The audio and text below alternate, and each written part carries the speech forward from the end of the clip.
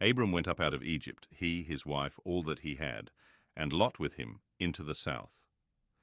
Abram was very rich in livestock, in silver and in gold.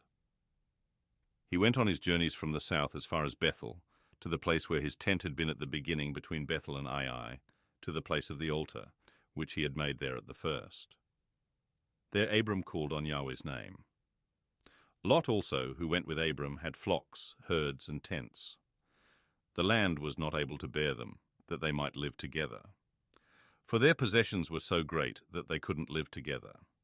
There was strife between the herdsmen of Abram's livestock and the herdsmen of Lot's livestock.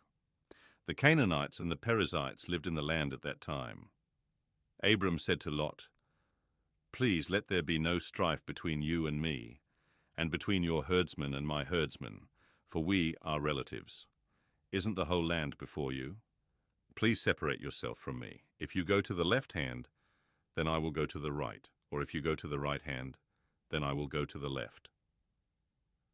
Lot lifted up his eyes and saw all the plain of the Jordan, that it was well watered everywhere before Yahweh destroyed Sodom and Gomorrah, like the garden of Yahweh, like the land of Egypt, as you go to Zoar. So Lot chose the plain of the Jordan for himself.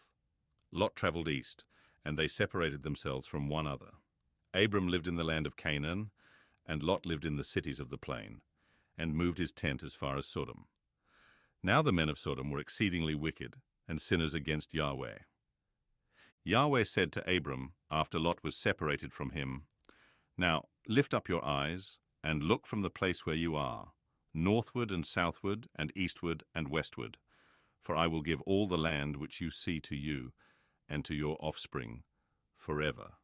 I will make your offspring as the dust of the earth, so that if a man can count the dust of the earth, then your offspring may also be counted.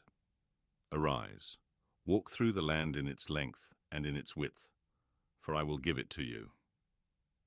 Abram moved his tent, and came and lived by the oaks of Mamre, which are in Hebron, and built an altar there to Yahweh.